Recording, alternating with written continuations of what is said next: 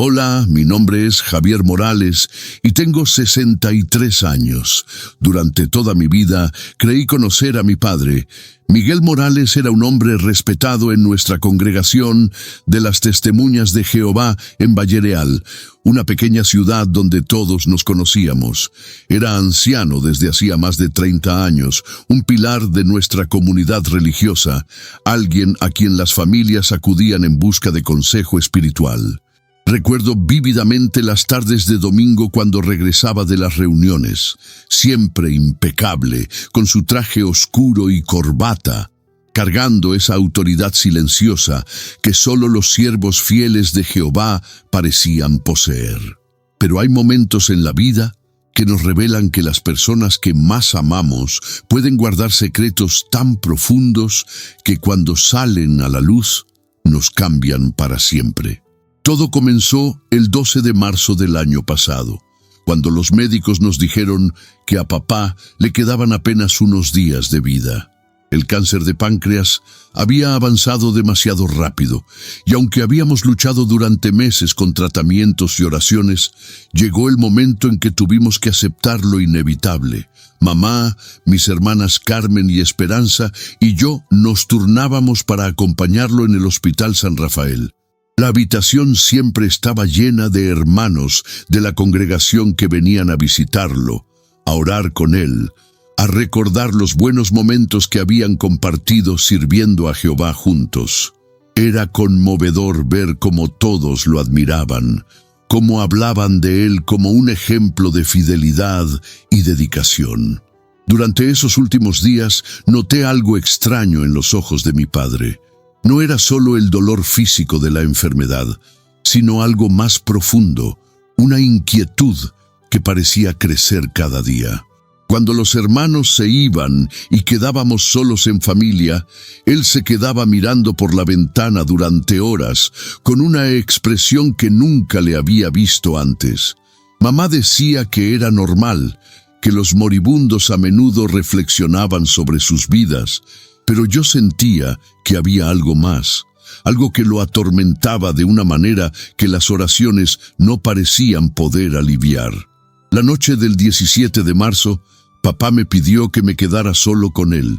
Era muy tarde, casi las 11, y todos se habían ido a casa a descansar.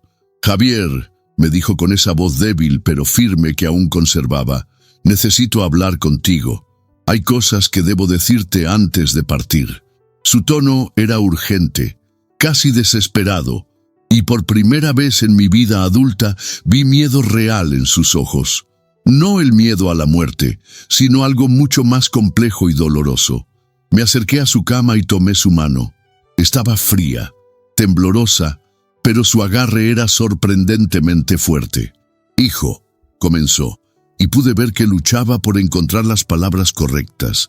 «Durante 60 años he sido un testigo de Jehová. 40 años como siervo ministerial y anciano. Toda mi vida adulta la dediqué a servir a la organización, a seguir las instrucciones que venían del cuerpo gobernante, a mantener la pureza de la congregación». Su voz se quebró ligeramente y tuve que inclinarme para escucharlo mejor. «Pero hay cosas que hice, decisiones que tomé siguiendo órdenes, que me han perseguido todos estos años. Cosas que ahora, en estos últimos momentos, no puedo llevarme a la tumba sin contártelas». Lo que siguió fue la conversación más impactante de mi vida. Mi padre me confesó que durante décadas había participado en decisiones que sabía en su corazón que estaban mal, pero que había seguido porque venían de arriba, porque cuestionar la autoridad teocrática era impensable para alguien como él. Me habló de familias que fueron separadas por reglas que él mismo ayudó a implementar, de personas que fueron expulsadas por hacer preguntas legítimas sobre doctrinas que cambiaban constantemente, de jóvenes que perdieron su juventud y sus sueños porque se les enseñó que el mundo se acabaría antes de que pudieran vivir sus vidas. «Recuerdo», me dijo, con lágrimas que comenzaban a brotar de sus ojos cansados, «a la hermana Dolores Vázquez. Era una mujer joven, madre de 3 niños pequeños, que vino a nosotros los ancianos porque había comenzado a tener dudas sobre ciertas enseñanzas. No estaba causando división, no estaba tratando de arrastrar a otros, simplemente tenía preguntas sinceras que surgían de su estudio personal de la Biblia.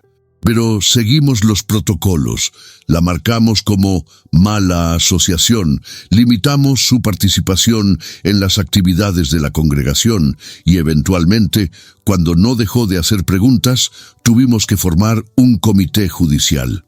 Su respiración se volvió más laboriosa, pero continuó.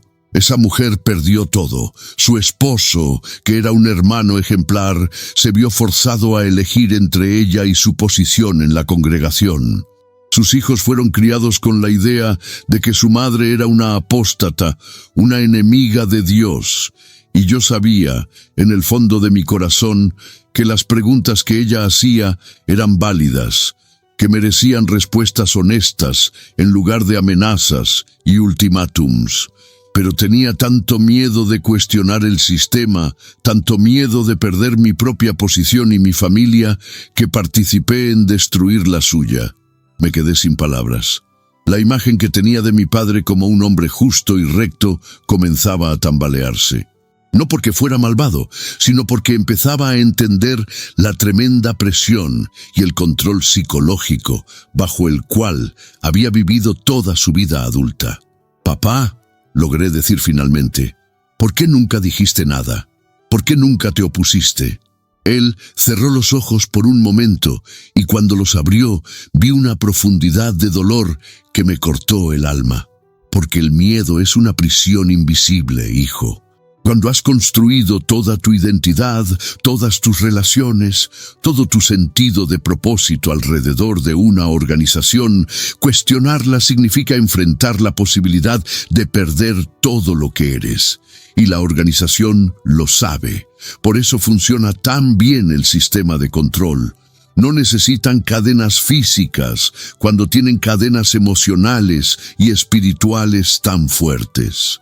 La noche avanzó. Y mi padre continuó revelándome secretos que había guardado durante décadas. Me habló de reuniones de ancianos donde se discutían casos de disciplina, no con el corazón compasivo que se suponía debían tener los pastores espirituales, sino con una frialdad administrativa que trataba a las personas como expedientes que debían ser manejados según manuales escritos por hombres en oficinas a miles de kilómetros de distancia. Me contó sobre cartas que llegaban regularmente desde las sucursales con instrucciones específicas sobre cómo manejar diferentes situaciones, instrucciones que a menudo contradecían el sentido común y la compasión básica. Una vez, me dijo, su voz ahora apenas un susurro, recibimos una carta de la sucursal instruyéndonos sobre cómo manejar casos de abuso doméstico. ¿Sabes qué nos decía? Que las esposas debían ganar a sus esposos sin palabra, que debían ser más sumisas, más obedientes, que quizás su actitud estaba provocando la ira de sus maridos. Habían hermanas que venían a nosotros con moretones, con historias de terror, buscando ayuda, y nosotros les dábamos estudios bíblicos sobre sumisión en lugar de ayudarlas a encontrar seguridad. Mi padre respiró profundamente y continuó con su confesión. Lo que vino después fue aún más devastador que todo lo anterior. Javier, me dijo, agarrando mi mano con más fuerza, lo que más me atormenta, lo que me ha quitado el sueño durante años, son los casos de abuso sexual que encubrimos. Sus palabras cayeron sobre mí como un balde de agua fría. Sabía que había escuchado rumores a lo largo de los años, susurros en los pasillos del Salón del Reino, pero nunca imaginé que mi propio padre había estado involucrado en ocultar algo tan horrible. El primer caso que recuerdo vívidamente fue en 1984. Un hermano llamado Roberto Herrera, que había sido nombrado siervo ministerial apenas un año antes, fue acusado por 3 niñas diferentes de comportamiento inapropiado durante los estudios bíblicos que dirigía en sus casas. La voz de papá temblaba mientras recordaba. Las niñas tenían entre 8 y 12 años. Sus padres vinieron a nosotros los ancianos, desesperados, pidiendo justicia, pidiendo que protegiéramos a sus hijas. Pero cuando consultamos con la sucursal, nos dijeron que sin 2 testigos del mismo incidente no podíamos tomar acción disciplinaria contra el hermano Herrera. Me quedé helado. ¿2 testigos de abuso sexual infantil?, pregunté incrédulo. ¿Quién abusa de un niño delante de testigos? Mi padre asintió tristemente. Exactamente lo que pensamos nosotros también. Pero las instrucciones eran claras. Seguir la regla bíblica de los 2 testigos, literalmente, sin excepciones. Así que Roberto Herrera siguió en su posición, siguió teniendo acceso a niños, siguió dirigiendo estudios bíblicos en casas donde había menores. 6 meses después, continuó papá, con lágrimas rodando por sus mejillas, recibimos más denuncias. Esta vez eran 5 niños más, de familias diferentes. Los padres estaban desesperados, algunos amenazaron con ir a la policía. Fue entonces cuando el anciano presidente, el hermano Antonio Ruiz, nos reunió en una sesión especial y nos explicó la política de la organización respecto a estos casos. Mi padre hizo una pausa para recuperar el aliento y aproveché para procesar lo que estaba escuchando. El hombre que había sido mi modelo de integridad durante toda mi vida me estaba confesando que había sido cómplice de encubrir abusos sexuales infantiles. ¿Qué les dijeron que hicieran?, logré preguntar, aunque parte de mí no quería escuchar la respuesta. Nos dijeron que nuestro deber principal era proteger el nombre de Jehová y la reputación de la organización, que los casos de abuso debían manejarse internamente, que involucrar a las autoridades seculares sería como lavar nuestra ropa sucia en público, que eso traería oprobio sobre el nombre de Dios. Su voz se quebró completamente. Nos instruyeron a aconsejar a las familias afectadas que perdonaran, que no hablaran del asunto con otros miembros de la congregación y que confiaran en que Jehová se encargaría de hacer justicia en su debido tiempo. ¿Y qué pasó con Roberto Herrera?, pregunté, aunque sospechaba la respuesta. Lo transfirieron discretamente a otra congregación en la ciudad de Santa Elena, a 200 kilómetros de aquí.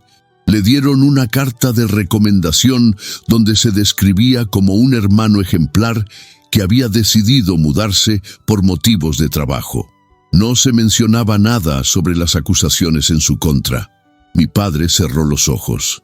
3 años después, nos enteramos de que había sido arrestado en Santa Elena por abusar de 2 niños de su nueva congregación. Para entonces ya había arruinado las vidas de al menos 10 menores que nosotros sabemos. La habitación del hospital se sentía cada vez más pequeña y sofocante. Mi padre continuó revelándome caso tras caso de abusos que habían sido sistemáticamente encubiertos por la organización. Me habló de ancianos que abusaban de sus posiciones de autoridad, de siervos ministeriales que usaban su acceso a las familias para victimizar a los más vulnerables, de toda una red de silencio y complicidad que se extendía desde las congregaciones locales hasta las oficinas centrales de la organización. El problema no eran solo los individuos que cometían estos crímenes, me explicó papá. El problema era todo el sistema que los protegía. Cada vez que un caso salía a la luz, la prioridad nunca era proteger a las víctimas, sino proteger la imagen de la organización.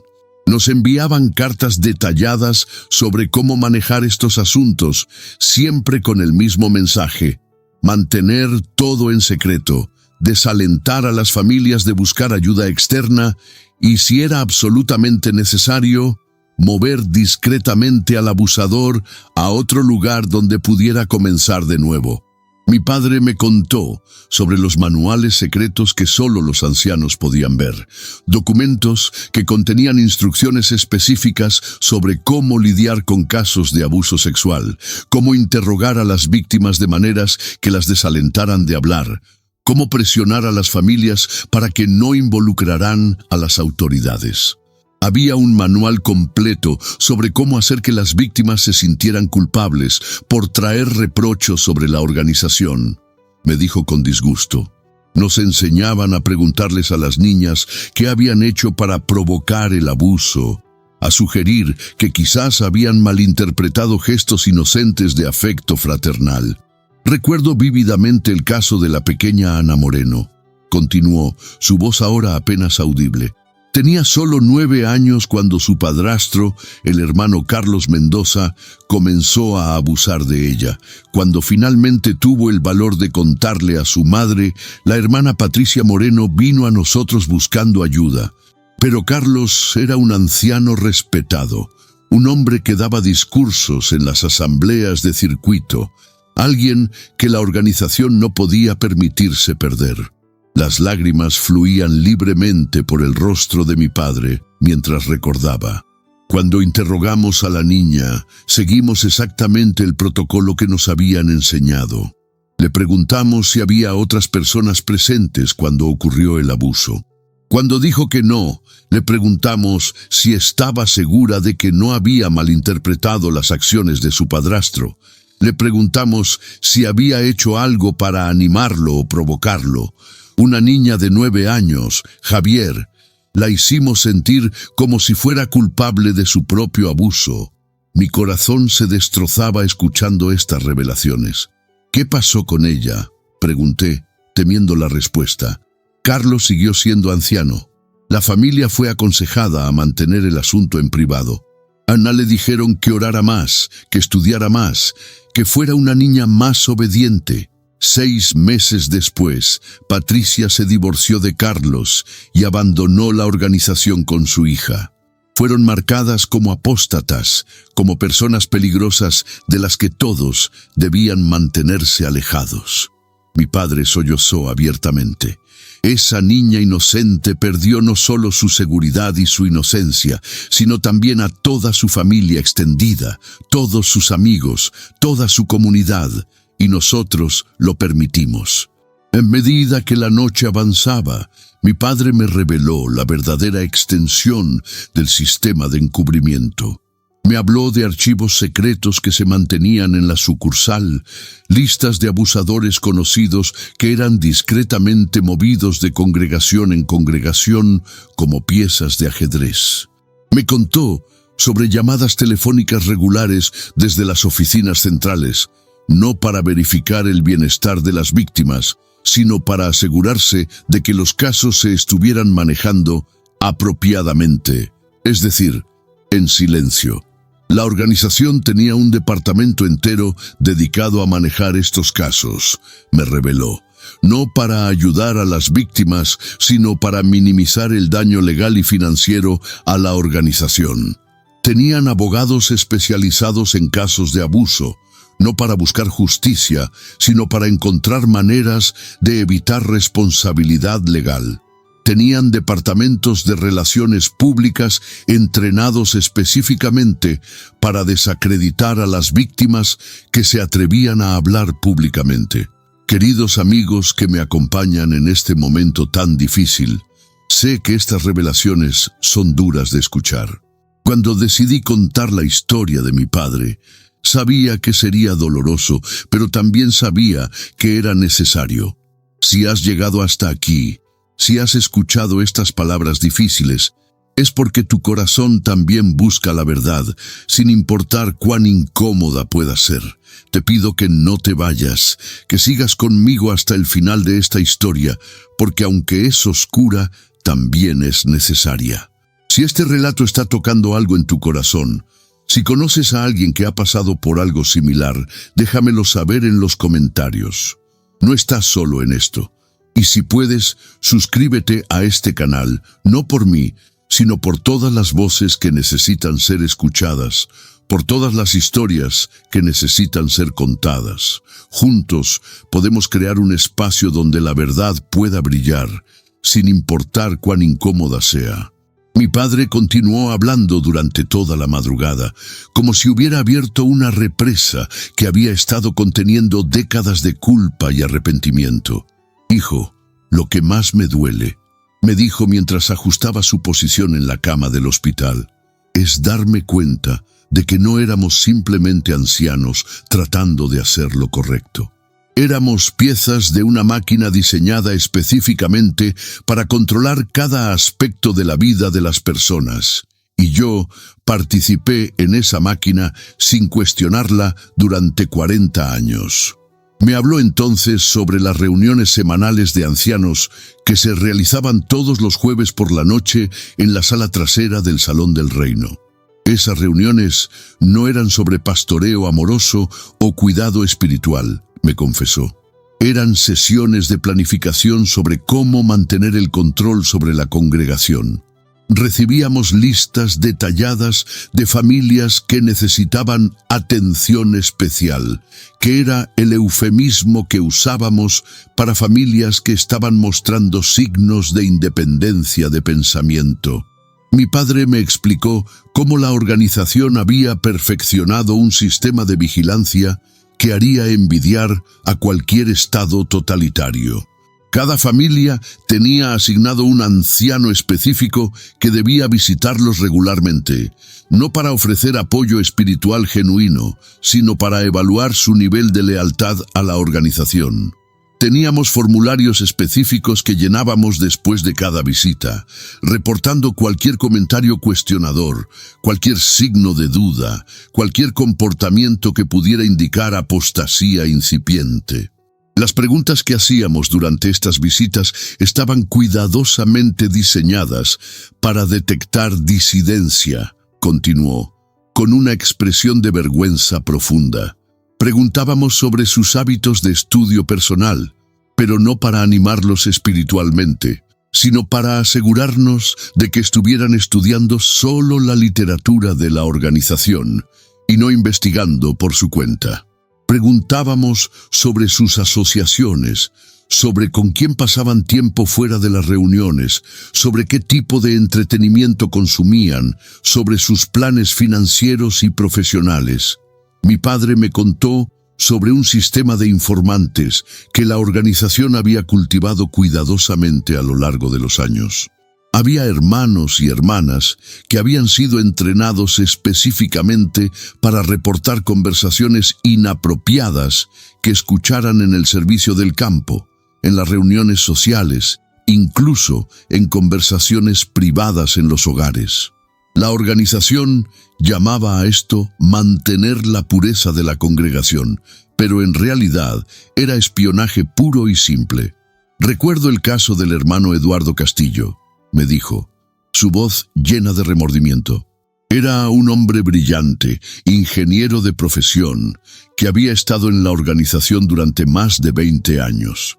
Durante una conversación casual después de una reunión, mencionó que había estado leyendo algunos comentarios bíblicos de eruditos respetados para profundizar su comprensión de ciertos textos. Una hermana que escuchó esta conversación nos reportó inmediatamente que Eduardo estaba buscando conocimiento fuera de la organización. En lugar de tener una conversación amorosa con Eduardo sobre sus estudios, continuó papá, recibimos instrucciones inmediatas de la sucursal sobre cómo manejar este caso. Nos enviaron literatura específica sobre los peligros de la sabiduría humana y nos instruyeron a darle a Eduardo una serie de estudios sobre por qué solo la organización tenía la autoridad para interpretar la Biblia correctamente. Mi padre me describió entonces cómo funcionaba el proceso de reeducación que aplicaban a los miembros que mostraban signos de pensamiento independiente. Era un proceso gradual pero implacable, me explicó. Primero, aumentábamos significativamente las visitas pastorales a la familia. Segundo, los asignábamos a trabajar solo con ancianos durante el servicio del campo, nunca solos o con otros miembros que pudieran tener preguntas similares. Tercero, limitábamos sus privilegios en la congregación gradualmente, retirándoles responsabilidades sin explicación clara. Si estos métodos sutiles no funcionaban, continuó papá, escalábamos a medidas más directas. Formábamos un comité informal para tener conversaciones más serias con la persona.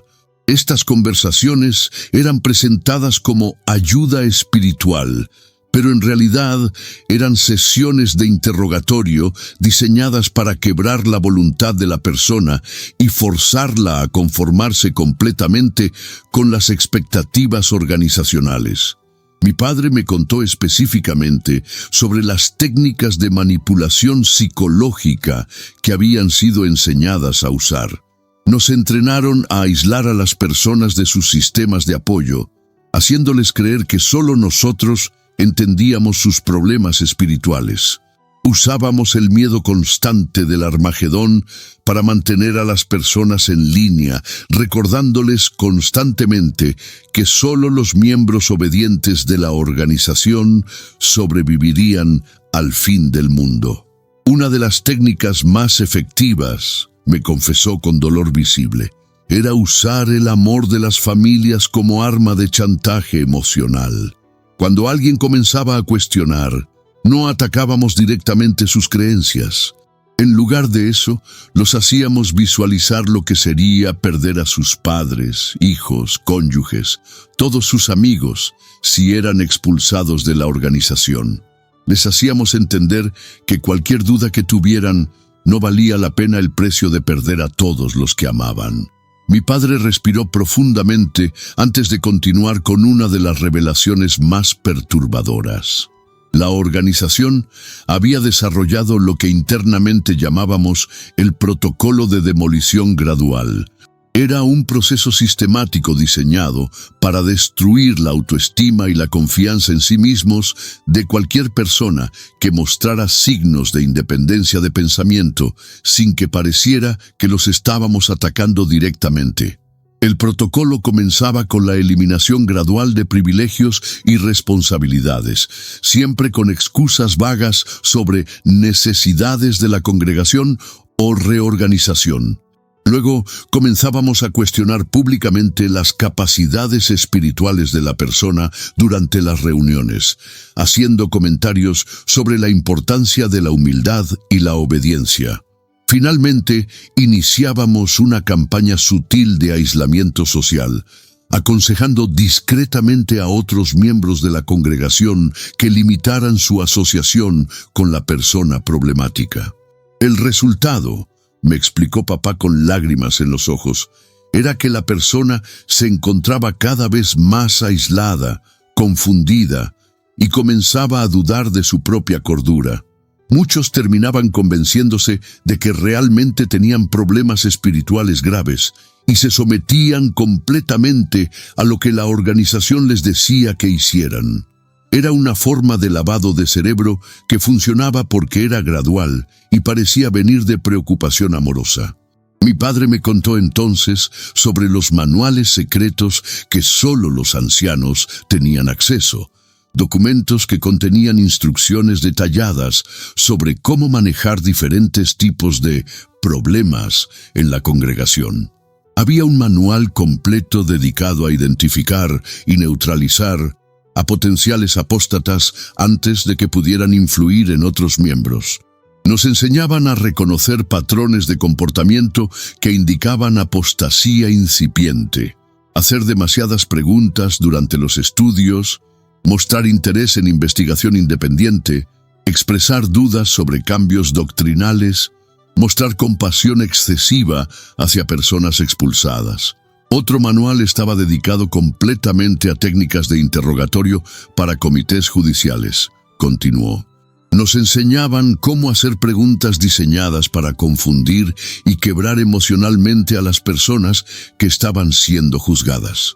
Nos instruían sobre cómo usar el silencio, la repetición y la presión psicológica para obtener confesiones, incluso cuando las personas eran inocentes de los cargos que se les imputaban. Mi padre describió entonces cómo la organización mantenía archivos detallados sobre cada miembro de cada congregación a nivel mundial. No eran simplemente registros de bautismo y participación en el ministerio, me explicó. Eran perfiles psicológicos completos que incluían debilidades personales, problemas familiares, tendencias de comportamiento y cualquier cosa que pudiera ser usada para mantener control sobre la persona. Estos archivos se compartían entre congregaciones cuando las familias se mudaban, asegurando que el control siguiera a las personas sin importar dónde fueran. Lo más perturbador, me confesó papá, era que nos enseñaron a ver este sistema de control como amor cristiano. Nos convencieron de que al destruir la autonomía personal de los miembros, al eliminar su capacidad de pensar independientemente, al aislarlos de cualquier influencia externa, los estábamos protegiendo de Satanás y asegurando su salvación eterna. Era una perversión completa del amor genuino, pero estaba tan bien disfrazada que incluso nosotros, los que la implementábamos, creíamos que estábamos haciendo la voluntad de Dios. Mientras escuchaba estas revelaciones, sentía como si el mundo que había conocido durante toda mi vida se estuviera desmoronando ante mis ojos. El hombre que había sido mi héroe espiritual me estaba confesando que había sido parte de un sistema de control y manipulación que había destruido innumerables vidas durante décadas. Las horas pasaban lentamente en esa habitación de hospital, y yo me encontraba completamente absorto en las revelaciones de mi padre. Era como si estuviera descubriendo que toda mi vida había sido construida sobre cimientos de arena. «Javier», me dijo papá con una voz que apenas era un susurro, «hay algo más que debo mostrarte antes de partir. Algo que he guardado durante todos estos años, esperando el momento correcto para entregártelo». Con gran esfuerzo, señaló hacia el armario pequeño al lado de su cama. «En el cajón de abajo, debajo de mis medicinas, hay una llave pequeña. Tráemela, por favor». Cuando le entregué la llave, sus manos temblorosas lucharon para agarrarla firmemente. «Esta llave», me explicó, «abre una caja de seguridad que tengo en el banco central de nuestra ciudad. Dentro de esa caja están todos los documentos que prueban todo lo que te he contado esta noche». Durante 40 años, cada vez que recibía una carta comprometedora de la sucursal, cada vez que participaba en una decisión que sabía que estaba mal, guardaba copias de los documentos. Al principio lo hacía por miedo, pensando que algún día la organización podría tratar de culparme por decisiones que ellos habían ordenado. Pero con el tiempo, me di cuenta de que estaba compilando evidencia de crímenes que algún día tendrían que ser expuestos. Mi padre me explicó que durante décadas había estado creando meticulosamente un archivo de la corrupción sistemática dentro de la organización. Hay cartas de la sucursal ordenando específicamente el encubrimiento de casos de abuso sexual. Hay listas de abusadores conocidos que fueron transferidos de congregación en congregación. Hay instrucciones detalladas sobre cómo intimidar a las víctimas para que no hablaran. Hay correspondencia entre ancianos discutiendo cómo destruir evidencia comprometedora. Todo está ahí, Javier. 40 años de crímenes documentados. También está mi diario personal, continuó papá, con lágrimas rodando por sus mejillas. Durante todos estos años escribí detalladamente sobre cada caso que manejamos, cada injusticia que cometimos, cada vida que arruinamos siguiendo órdenes de la organización. Escribí sobre mis propios sentimientos de culpa, sobre las noches en que no podía dormir pensando en las víctimas que habíamos silenciado, sobre las veces que quise renunciar pero no tuve el valor de hacerlo. Mi padre me contó entonces sobre algunos de los documentos más incriminatorios que había guardado.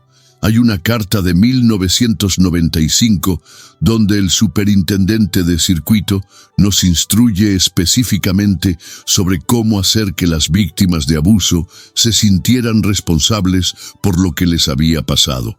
Nos decía textualmente que preguntáramos a las niñas si habían provocado de alguna manera a sus abusadores, si habían vestido de manera inapropiada, si habían sido demasiado amigables. Era una carta oficial, con el sello de la organización, ordenándonos traumatizar aún más a niños que ya habían sido victimizados. Hay otra correspondencia de 1988, continuó, donde la sucursal nos da instrucciones detalladas sobre cómo presionar a las familias para que no reporten casos de abuso a las autoridades civiles. Nos decían que usáramos textos bíblicos sobre no llevar a los hermanos ante tribunales mundanos, que les hiciéramos sentir que reportar a un abusador a la policía era una falta de fe en que Jehová manejaría el asunto. Era manipulación religiosa pura, usando las creencias más sagradas de las personas contra ellas mismas. Mi padre respiró profundamente antes de continuar con una de las revelaciones más impactantes. Javier, en esa caja también hay evidencia de corrupción financiera a gran escala dentro de la organización. Durante mis años como anciano, tuve acceso a información sobre cómo la organización manejaba las donaciones, y lo que descubrí me horrorizó. Me explicó que había documentos que mostraban cómo las donaciones destinadas a trabajo misionero y ayuda humanitaria eran desviadas regularmente hacia cuentas personales de líderes de alto nivel en la organización. Hay registros que muestran compras de propiedades lujosas, vehículos caros y viajes extravagantes, todo pagado con dinero que los hermanos habían donado sacrificialmente, pensando que estaba siendo usado para predicar las buenas nuevas. Me confesó papá. Había un sistema completo de lavado de dinero donde las donaciones pasaban por múltiples cuentas y organizaciones subsidiarias antes de terminar en los bolsillos privados de los líderes. Y cuando algunos ancianos comenzaron a hacer preguntas sobre estas irregularidades, fueron silenciados o removidos de sus posiciones. Mi padre me contó específicamente sobre el caso del hermano Fernando Aguirre, un anciano de una congregación vecina que había descubierto discrepancias graves en las finanzas del circuito. Fernando había sido contador antes de jubilarse y cuando comenzó a revisar los libros financieros del circuito, encontró evidencia de malversación sistemática de fondos. Cuando trató de reportar sus hallazgos a la sucursal, fue convocado a una reunión con el superintendente de circuito y 3 ancianos de la sede regional. En esa reunión, continuó papá, no discutieron las irregularidades financieras que Fernando había encontrado. En lugar de eso, lo acusaron de deslealtad a la organización, de causar división y de tener un espíritu rebelde. Lo amenazaron con expulsión si continuaba investigando o hablando sobre el asunto. Fernando, que había servido fielmente durante 30 años, se quedó completamente destrozado. 2 meses después, sufrió un infarto masivo. Su familia está convencida de que el estrés de la situación contribuyó a su muerte. Mi padre me explicó que había otros casos similares documentados en sus archivos. La organización había desarrollado un patrón perfecto para silenciar a cualquier persona que descubriera corrupción interna. Primero, cuestionaban los motivos de la persona. Segundo, la acusaban de deslealtad o apostasía. Tercero, la amenazaban con consecuencias sociales y espirituales devastadoras. Cuarto, si la persona persistía, la expulsaban y la marcaban como apóstata, destruyendo su credibilidad y aislándola de cualquier persona que pudiera escuchar su testimonio. Pero Javier, me dijo papá, agarrando mi mano con sorprendente fuerza, también hay documentos en esa caja que muestran que no todos los ancianos éramos cómplices voluntarios. Hay cartas que escribí a la sucursal expresando mis preocupaciones sobre ciertas políticas. Cartas donde pedía orientación sobre cómo manejar casos de abuso de manera más compasiva. Cartas donde cuestionaba respetuosamente algunas de las instrucciones más duras que recibíamos. Su voz se quebró. Y hay copias de las respuestas que recibí, respuestas que básicamente me decían que callara, que obedeciera sin cuestionar y que mi deber era implementar las políticas de la organización sin importar mis sentimientos personales. Mi padre me contó entonces sobre la respuesta específica que había recibido cuando expresó preocupaciones sobre el manejo de casos de abuso. El hermano, que era superintendente de sucursal en ese tiempo, me escribió una carta de 3 páginas explicándome que cuestionar las políticas de la organización era equivalente a cuestionar a Jehová mismo. Me dijo que mis dudas eran evidencia de falta de fe y que si no podía implementar las instrucciones de la organización sin reservas, debería considerar si realmente era apto para servir como anciano. Esa carta me aterrorizó, confesó papá. No porque me importara perder mi posición, sino porque toda mi identidad, toda mi red social, toda mi razón de existir estaba vinculada a la organización. La amenaza implícita era clara: confórmate completamente o pierde todo lo que te importa en la vida. Y como la mayoría de los ancianos en mi situación, elegí conformarme, incluso cuando eso significaba participar en cosas que sabía en mi corazón que estaban profundamente mal. Mi padre respiró laboriosamente antes de continuar. Javier, en esa caja también hay testimonios escritos de víctimas que vinieron a mí a lo largo de los años. Cuando las instrucciones oficiales me ordenaban desalentar a las víctimas de hablar, yo secretamente les pedía que escribieran sus experiencias para que algún día pudiera haber justicia. Hay docenas de testimonios de primera mano de abuso sexual, violencia doméstica, manipulación financiera y todo tipo de traumas que las personas sufrieron dentro de la organización. Algunos de estos testimonios son de niños que ahora son adultos, personas que confiaron en mí lo suficiente como para contarme sus historias más dolorosas. Continuó papá. Hay cartas de madres que perdieron a sus hijos por transfusiones de sangre prohibidas, cartas de jóvenes que se suicidaron por la presión de vivir una doble vida en una organización que condenaba su orientación sexual, cartas de familias que fueron destruidas por políticas de shunning que separaron a padres de hijos, esposos de esposas, hermanos de hermanos. Mi padre hizo una pausa larga, mirándome directamente a los ojos. Hijo, durante 40 años he cargado con el peso de estos secretos. He vivido con la culpa de saber que participé en un sistema que causó sufrimiento inmenso a personas inocentes.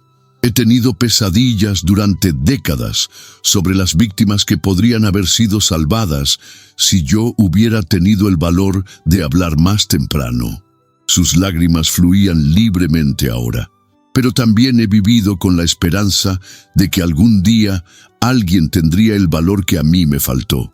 Alguien que usaría esta evidencia para exponer la verdad y proteger a futuras víctimas. Esa persona eres tú, Javier, me dijo con una intensidad que me sorprendió. Tú no tienes las cadenas que me ataron a mí, no tienes décadas de identidad organizacional que proteger, no tienes posición o reputación dentro de la organización que perder. Tienes la libertad de hacer lo que yo nunca pude hacer, decir la verdad sin importar las consecuencias. Me apretó la mano, pero también entiendo si decides no hacerlo. Sé que lo que te estoy pidiendo implica sacrificios enormes. Perderás amigos, familia, comunidad, serás atacado, difamado, perseguido. La organización usará todos sus recursos para destruir tu credibilidad y silenciar tu voz. En las últimas horas de vida de mi padre, mientras la madrugada se convertía lentamente en amanecer, tomé la decisión más difícil de mi vida. Papá, le dije sosteniendo su mano cada vez más fría, voy a hacer lo que tú no pudiste hacer. Voy a contar esta historia, voy a exponer estos documentos. Voy a asegurarme de que las víctimas finalmente tengan justicia y que nadie más sufra en silencio. Vi como una paz profunda se extendió por su rostro, como si un peso de 40 años finalmente hubiera sido levantado de sus hombros. Gracias, hijo, susurró. Ahora puedo partir en paz, sabiendo que la verdad finalmente saldrá a la luz. Mi padre murió esa mañana a las 6:43, con una sonrisa en el rostro que no había visto en años. Los siguientes días fueron un torbellino de emociones contradictorias. Por un lado, estaba devastado por la pérdida del hombre que, a pesar de sus errores, había sido mi padre y mi ejemplo durante toda mi vida. Por otro lado, estaba abrumado por la responsabilidad que había aceptado y aterrorizado por las consecuencias que sabía que vendrían. El funeral de papá fue exactamente lo que él habría esperado. Cientos de hermanos de múltiples congregaciones vinieron a rendir homenaje al anciano ejemplar que había servido fielmente durante décadas. Escuché discurso tras discurso alabando su dedicación, su sabiduría, su amor por Jehová y por la organización. Cada palabra se sentía como un puñal en mi corazón, porque yo era la única persona en esa sala que conocía la verdad completa sobre la vida de Miguel Morales. Una semana después del funeral, fui al Banco Central con la llave que papá me había dado. Mis manos temblaban mientras abría la caja de seguridad, sin saber exactamente qué encontraría adentro. Lo que vi me dejó sin aliento. Había 5 carpetas gruesas llenas de documentos, fotografías de cartas oficiales, copias de correspondencia, testimonios escritos a mano y 3 cuadernos negros que contenían el diario personal de mi padre de los últimos 40 años. Pasé las siguientes 2 semanas encerrado en mi casa, leyendo meticulosamente cada documento, cada carta, cada testimonio. Con cada página que leía, la magnitud del sistema de corrupción y abuso se volvía más clara y más devastadora. No era solo una congregación corrupta o unos pocos ancianos malvados.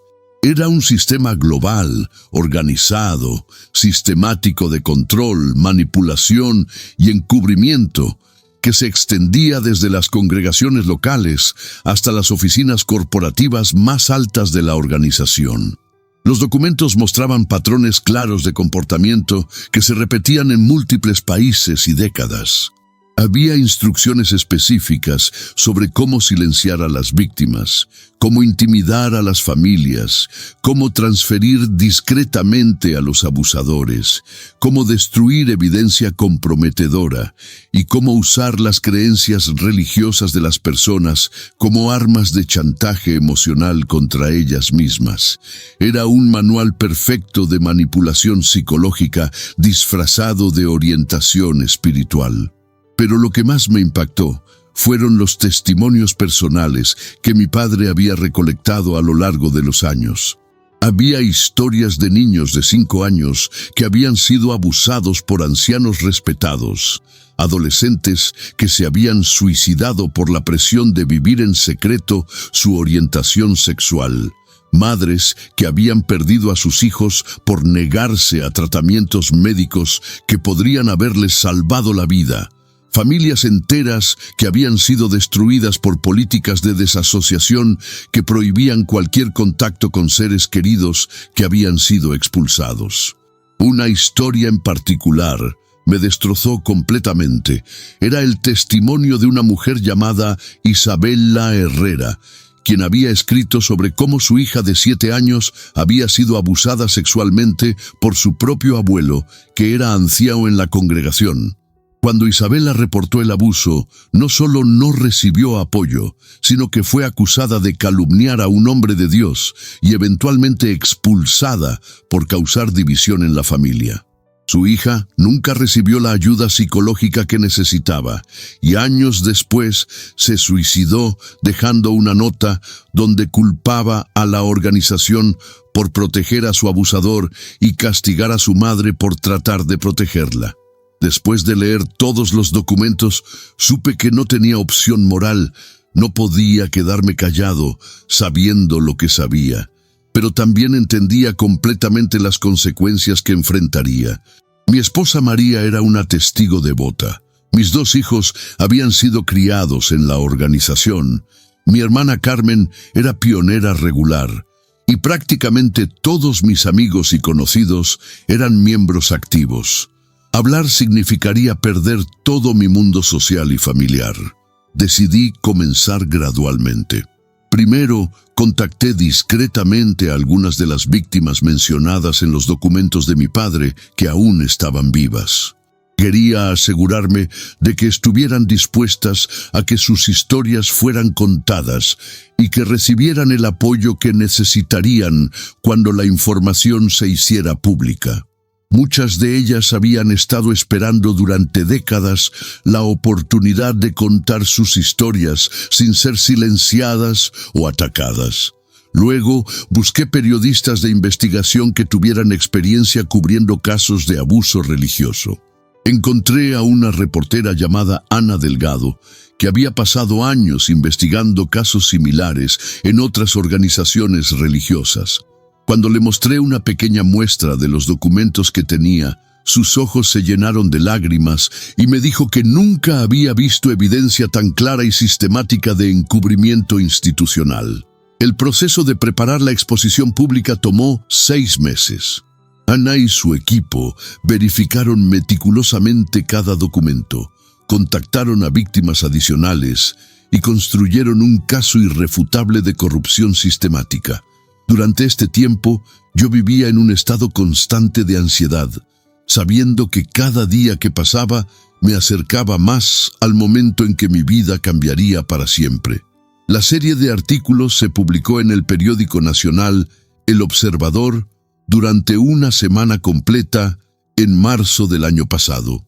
El primer artículo se tituló Los archivos secretos, 4 décadas de encubrimiento en las testimonias de Jehová, y contenía fotografías de documentos oficiales que probaban inequívocamente que la organización había estado protegiendo sistemáticamente a abusadores sexuales durante décadas. La reacción fue inmediata y devastadora. En 24 horas, recibí llamadas furiosas de ancianos de múltiples congregaciones, amenazándome con consecuencias legales y espirituales si no retractaba públicamente mis declaraciones. Mi esposa María se mudó de la casa con nuestros hijos, diciéndome que no podía estar casada con un apóstata. Mi hermana Carmen publicó una declaración en redes sociales disociándose completamente de mí y pidiendo a todos los hermanos que no tuvieran contacto conmigo. Pero también hubo reacciones que jamás esperé. Recibí cientos de llamadas y mensajes de ex testigos y testigos activos que me agradecían por finalmente exponer la verdad que ellos habían conocido durante años, pero nunca se habían atrevido a revelar. Recibí cartas de víctimas de abuso que me dijeron que por primera vez en sus vidas se sentían validadas y escuchadas. Recibí contactos de investigadores, abogados y activistas de derechos humanos que querían ayudar a llevar justicia a las víctimas. 3 meses después de la publicación, la Fiscalía abrió una investigación criminal formal basada en la evidencia que había proporcionado. 5 exancianos han sido arrestados hasta ahora por encubrimiento de abuso sexual y varios casos de abuso que habían sido silenciados durante décadas finalmente están siendo procesados legalmente. La organización ha sido obligada a pagar millones en compensación a víctimas y varias congregaciones han sido cerradas temporalmente mientras continúan las investigaciones. Personalmente, el costo ha sido exactamente lo que mi padre predijo. He perdido mi familia, mis amigos, mi comunidad, mi identidad social completa. Hay días en que la soledad es abrumadora.